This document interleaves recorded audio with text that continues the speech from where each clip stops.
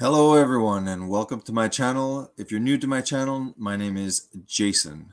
So we're going to be looking at some very interesting stuff this evening. I have a lot of stuff that I have popped up that I'd like to share with you. So let's get started right now.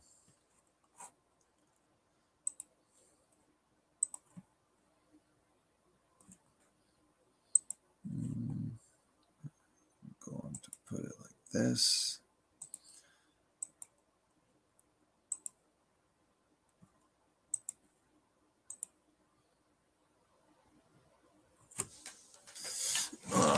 Gotta make sure that my face won't be cut out. Got to see my beautiful beard. I wouldn't want to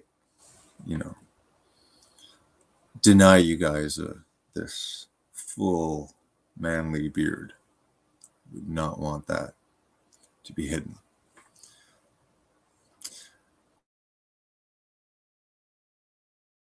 Busted.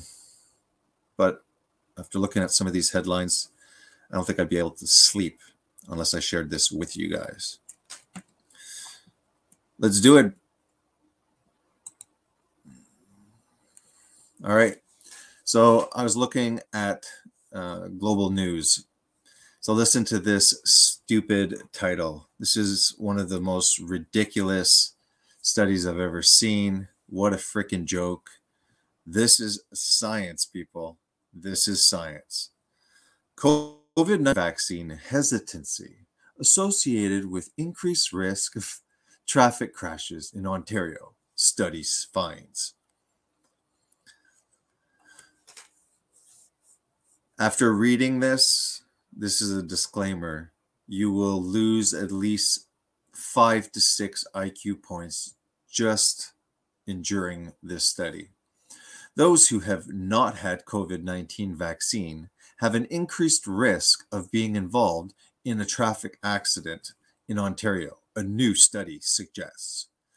In the study, published in the American Journal of Medicine, researchers tested whether COVID-19 vaccination was associated with the risk of traffic crashes in Ontario.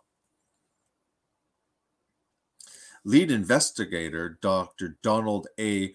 Riedelmeier, a University of Toronto medicine professor and physician at Sunnybrook Health Science Centers, said investigators theorized that adults who neglect health recommendations may also neglect basic road safety guidelines. Like, what are they doing? They're just sitting there going like, what else can we add to science? How can we make a real difference? Let's make this freaking stupid study. He said COVID-19 vaccination is an objective, available, important, authenticated, and timely indicator of human behavior, albeit in a domain separate from motor vehicle traffic. Whether COVID-19 vaccination is associated with increased traffic risks, however, has not previously been tested. Yeah, I know. Why would anybody test this? This is like a stupid, useless study. Riedelmeier said in a press release, simple immune activation against a coronavirus, for example, has no direct effect on the risk of motor vehicle crash. Thank you for specifying that, because I was really getting nervous. According to the release, investigators conducted a population-based longitudinal cohort analysis of adults and used linkages to individual electronic medical records to determine COVID-19 vaccination status. Traffic crashes requiring emergency medical care were subsequently identified by multi-center outcome ascertainment of 178 centers in the region. Over 1 month follow-up interval, the release read, over 11 million people were included in the study, 16% of whom had not been vaccinated. I'll jump down here. The increased traffic risks among unvaccinated adults extended to diverse subgroups, older and younger, diverse and pedestrian, rich and poor, and was equal to a 48% increase after adjustment for age, sex, home, location, socioeconomic status, and medical diagnosis, the release read. The increased traffic risks extended across the entire spectrum of crash severity and appeared similar for Pfizer, Moderna, and other vaccines. Investigators found the increased risk collectively amounted to an extra 704 crashes. Reldenheimer said traffic risks were 50 to 70% greater for adults who had not been vaccinated compared to those who had received their shots. These data suggest COVID-19 vaccine hesitancy is associated with a significant increased risk of traffic accidents. However, this does not mean COVID-19 vaccination directly prevents crashes. Phew. Reldenheimer said instead it shows how adults who do not follow public health advice may also neglect the rules of the road.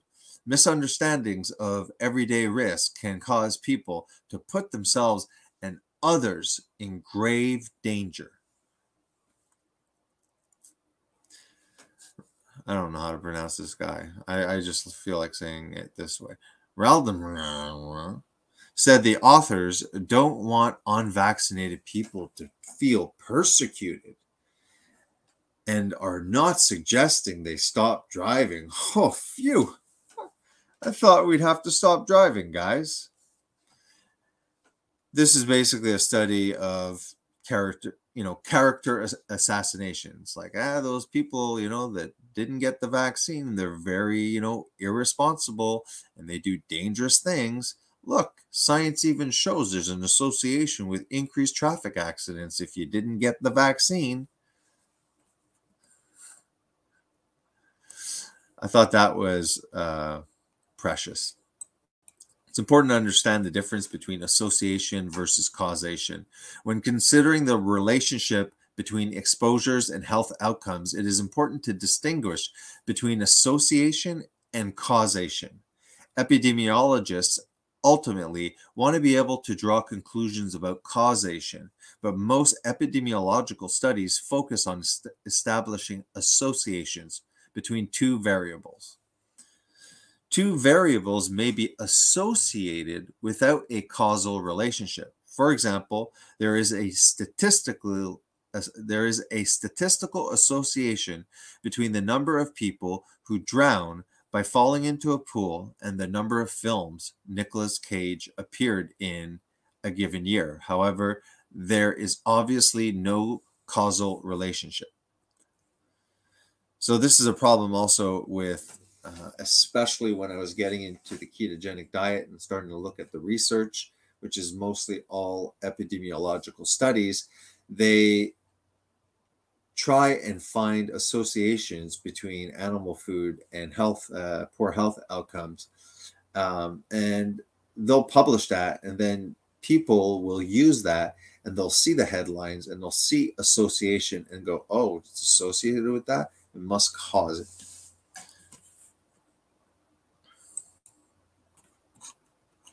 I want to look just briefly at Event 201. I had already did a video a while back about Event 201.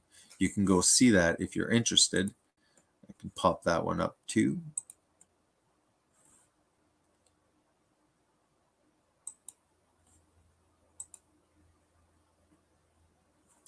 Please continue don't continue. If you haven't watched my latest video, check it out.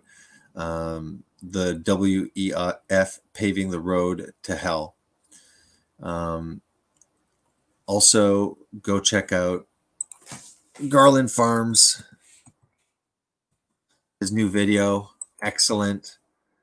Really, really good video here. I was going to do a video review, but then that might take away views from JD.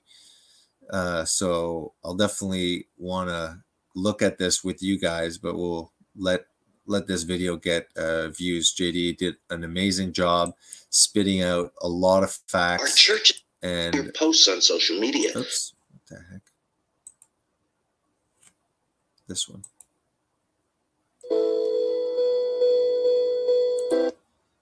Spitting out a lot of facts, debunking this vegan who, like usual, blows off the wildlife that die during plant agriculture.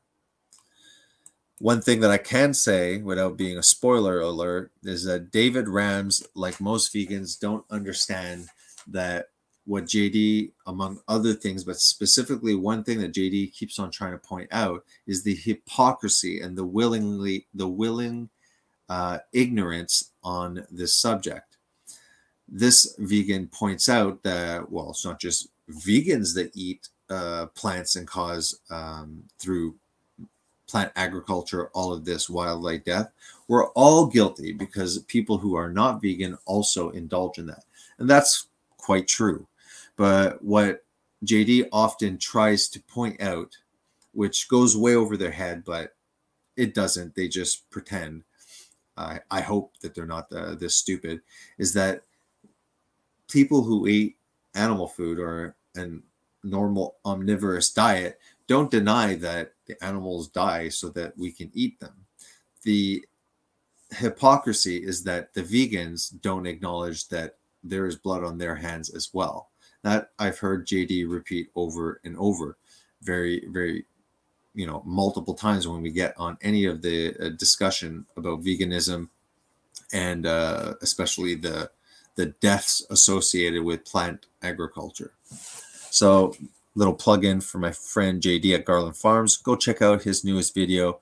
It's really, really good. He did an excellent job on this. So if you look at Event 201, and you can find it, I'm just showing you the main page to show you that this is not like a conspiracy or anything. This was an event, and it was a simulation of a coronavirus pandemic, a global pandemic exercise.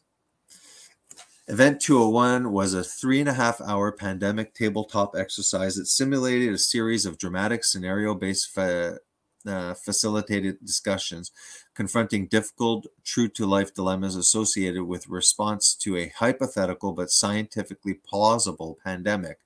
15 global businesses, government, public health leaders were players in the simulation exercise that highlighted unresolved real-world policy and economic issues that could be solved with sufficient political will, financial investment. I want to show you if I can find it. So October 18, 2019.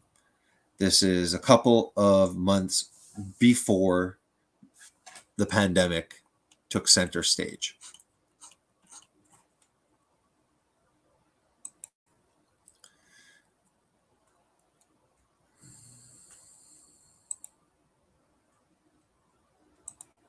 We can look at a brief highlight of Event 201. You can see the full one here, all right?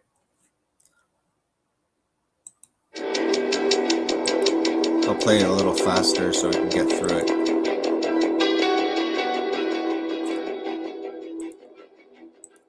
It began in healthy-looking pigs, months, perhaps years ago. A new coronavirus spread silently within herds. Gradually, farmers started getting sick. Infected people got a respiratory illness with symptoms ranging from mild flu-like signs to severe pneumonia. The sickest required intensive care. Many died. Experts agree, unless it is quickly controlled, it could lead to a severe pandemic, an outbreak that circles the globe and affects people everywhere. The mission of the Pandemic Emergency Board is to provide recommendations to deal with the major global challenges arising in response to an unfolding pandemic. The board is comprised of highly experienced leaders from business, public health, and civil society. We could be looking at double the number of cases in 1 week and 16 times as many in a month if we are not able to stop the spread. That would be on the order of 500,000 cases, and it would continue to rise exponentially. In 3 months, we could be approaching 10 million cases. We're at the start of what's looking like it will be a severe pandemic. And there are problems emerging that can only be solved by global business and governments working together. We have known about caps-like viruses in animals and people for decades, but have not been successful at developing a licensed vaccine. And sure, there are new technologies that may help, but it's going to be difficult. I am not optimistic about having a vaccine in time to be relevant during this pandemic. So the policy crisis in question for this board... Oh, I'm just going to jump around a little bit. Unequal access to technology, to finances. The UN has a worldwide footprint, universally recognized and...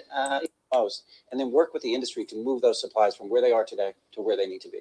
Just to underscore the point that cooperation among supply chain providers or businesses that have huge supply chains can add a lot of efficiency to the whole process. The question is, can you, through this international mechanism, really promote commitments to doing this as quickly as possible and give people a sense that actually if they contribute more, that they will have a better chance of protecting their own populations and their country's security and health. So to be completely clear, most of this production would already be committed in contracts. Yes. It is almost unheard of that people are producing product without having a forward areas. As a result, the travel sector is taking a huge hit. Travel bookings are down 45% and many flights have been canceled. Is it a coincidence that a couple of months before the coronavirus, they're doing a pandemic exercise on coronavirus?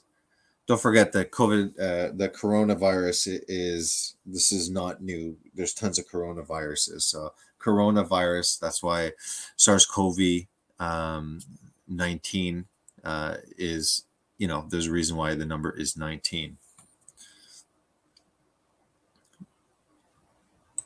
A ripple effect is racing through the service sector. Governments that rely on travel and tourism as a large part of their economies are being hit particularly hard. How should a complex set of issues in a highly interdependent world on supply chain? Notice here the Bill and Melinda Gates Foundation. Very important. I'm glad I just by coincidence fell on that. Chains that are just in time. We need to think about how much flex there is in that just in time supply chain system and make sure it keeps running. I think it's going to take specificity and it's going to take knowledge that only the private sector has. The UN can play an important coordinating facilitation role, but the companies know where those commodities are, where they move, how to move them. And that's where a type of public-private collaboration that we have not generally had in these crises needs to be put together pretty quickly. So government kind of supplies some money. A lot of, private sectors, some city here, you have historical perspective, or for the most part, it's accurate information. All right. Because it's a you guys get the point. You guys can go check that out. I did say that I was going to show you that I briefly talked about it on one of my older videos. I'd have to go check what I actually said.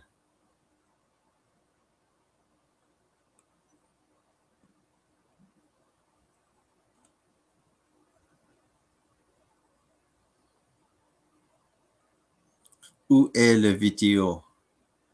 Where is the video? Now this one here. 2 years ago. And many of the adequate privacy protection for over 1 billion people. Yeah, you should check ID 2020. That's not going away. Digital identity is being defined now, and we need to get it right. Since 2016, ID 2020 has advocated for ethical, privacy-protecting approaches to digital ID. So basically, they want to give the whole world, everybody on the planet, a digital ID. This will tie in with vaccinations, healthcare, your personal information, and as we'll see soon, MasterCard is going to join ID 2020. So in the near future, MasterCard will function probably only with this digital ID. and a lot of our daily activities will function only through this ID 2020. Therefore, you ain't going to get anybody with guns coming to force you to take a digital ID, probably eventually a digital ID indeed. So go check this out. Good ID. We have Microsoft, Gavi that are funding and NGO, public companies, and UN agencies. So you can see that they're all. Here I talk about Event 201. About the Event 201 exercise that's incorporated. So it's worth checking out. Caused by a mutation of strain in a vaccine. New cases of polio linked to the oral vaccine have been. All right. Next. So this is Event 201 2.0. Catastrophic contagion highlights. Bill Gates Foundation conducts new pandemic simulation. Well, I hope that, he's not 2 for 2, because Event 201 happened. A few months later, a coronavirus. What a coincidence. Now, let's see what this simulation is about.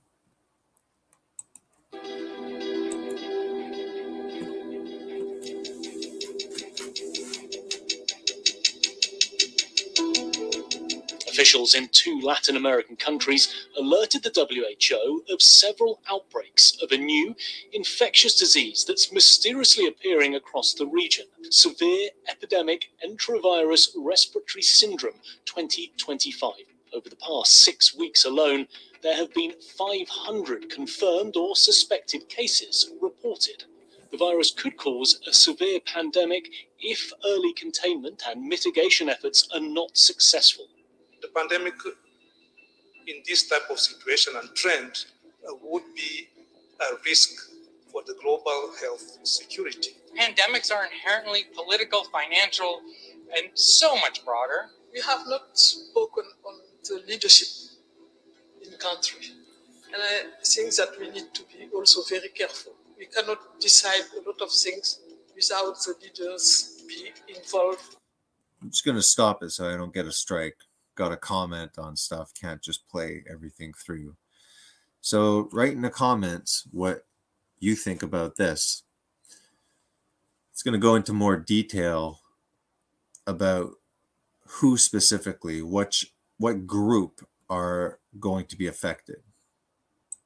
Agree on that. There is no substitute for national leadership. It's important to support the local response or the national response. Training those that are in these areas first, enabling them with the tools, protecting them, and if needs be, regional solidarity first. At this stage, communication is key, and communication should include not just scientists with data, but also social, religious, and political leaders. Trust. This is an essential issue, and trust was broken really among countries, just a little bit, between populations and healthcare systems, between healthcare systems and governments. I'm very sorry to say that in 2025, we need to strengthen the health system. WHO needs to be a voice for the voiceless. No one is safe until all of us are safe. As of today, there have been an estimated 1 billion cases worldwide, with more than 20 million deaths, including nearly 15 million children. Countless millions are alive, but left with paralysis or brain damage. The most successful countries are those which invested in preparedness and trained for this moment years in advance. Vaccine. This included having full-time pandemic preparedness and response teams, which conducted detailed operational planning and routinely tested those plans through exercises and drills. All right, so keep an eye on that. So let's see. Keep an eye on 2025, because this is when it started talking about that. Now it called, I don't know if it's going to pop up. Let me try.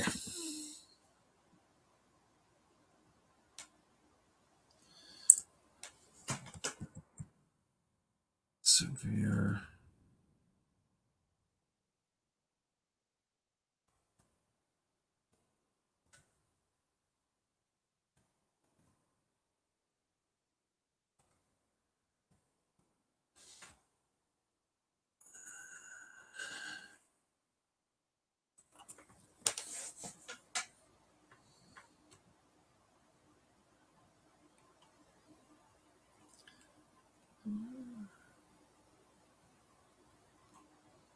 When was this? A year ago. Anyways, this simulation focuses on something that's very close to polio. They call it in the simulation severe endemic enterovirus respiratory syndrome 2025. Just keep that in mind. Stick that somewhere in the back of your noggin. Now this is not a simulation.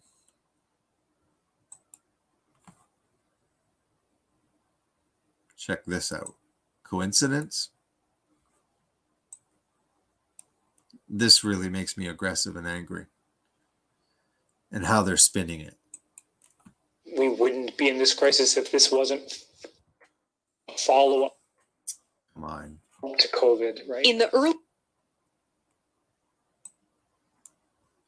Hope it doesn't have loading problems. Be in this crisis if this wasn't a follow-up to COVID, right? In the early stages of the pandemic, the most vulnerable were the elderly. Dr. Sanjeev Gandhi says now the most. I'll just leave it like this for a while, and I'll read the article.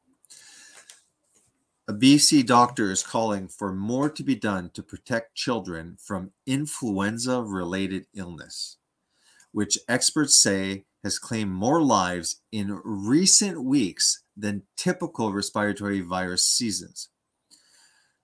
A clinical professor of surgery at UBC says in the early stages of the pandemic, the elderly were the most vulnerable, but now it's children who are at the most risk. That's eerily similar. I've taken care of the sickest of sick children over 3 decades as a heart surgeon. Seeing them die of respiratory illnesses like influenza is just truly heartbreaking. The pediatric cardiac surgeon in Vancouver says recently he had to transition from the operating room to support patients with respiratory illnesses. Kids are dying from this, and we just don't see that in a normal flu season. That's weird. Has anything happened in the past couple of years? I don't know. There was something, I forget. Must be just a coincidence. There are kids requiring very intense forms of life support, like ventilators or ECMO. ECMO is the heart-lung bypass machine. Gandhi believes the current crisis affecting children, listen to this. Listen to this. This is what makes me aggressive. I just want to smash my head against the wall reading this. Gandhi believes the current crisis affecting children is the result of the COVID-19 pandemic, in part because of how various strains of the virus can damage the immune system. So you're telling me that you're attributing suddenly children who never have to worry about serious effects from influenza, why just normal children now are becoming extremely ill from influenza to the point of needing life support and heart-lung bypass machines. And this is because those kids, based on this physician here, this is because these children caught COVID, and COVID messed up their immune system, and now they can't fight off things like the flu.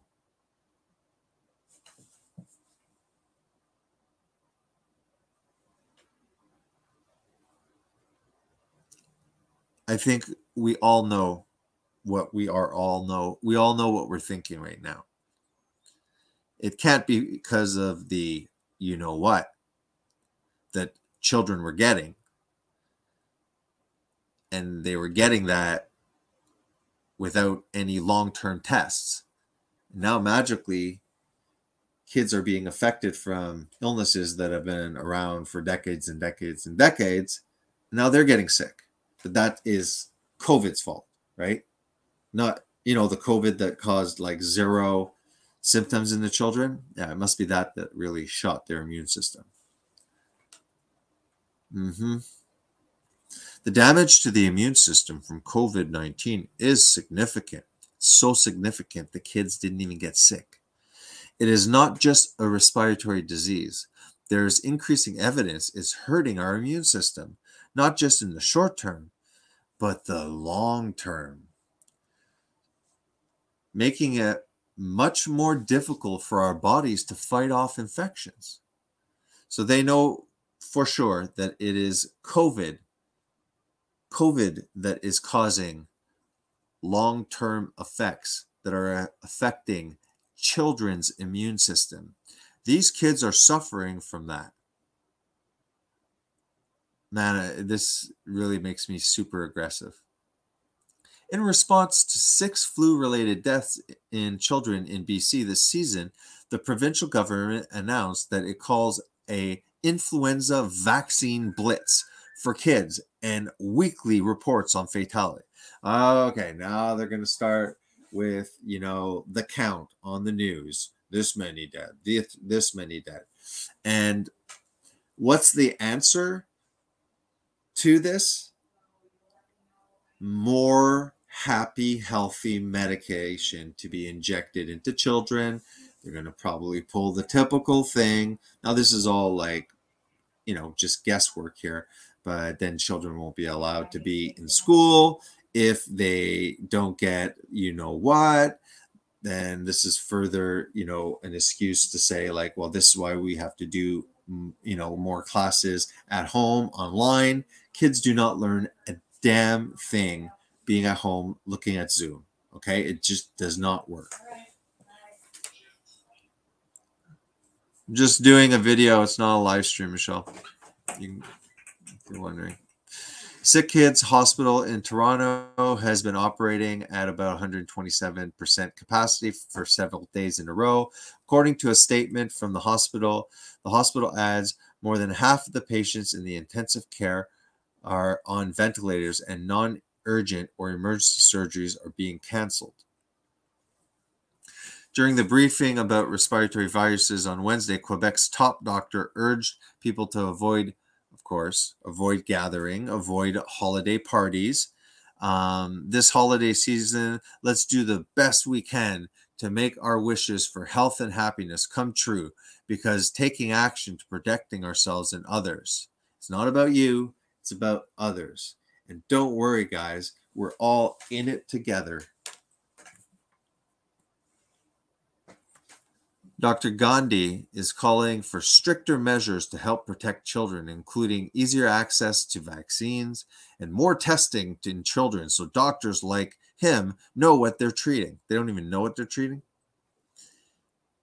This is 100% because children caught COVID.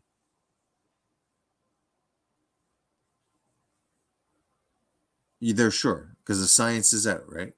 It's definitely because of COVID, not because of any measures for COVID. He is also calling for a mandatory mask. Oh, gotta get the mask. We still have to wear masks at the hospital. I know the rest of my freaking career I'm going to have a face diaper on at work. He is also calling for a mandatory mask policy for indoor spaces such as mass public transit and schools, which BC health officials and officials across the country remain reluctant to do. Vaccination is the best defense, says officials. Influenza-related deaths in previously healthy children continue to be rare, but this season is unusual and brought with it an early and intense surge in cases, according to the BC Minister of Health.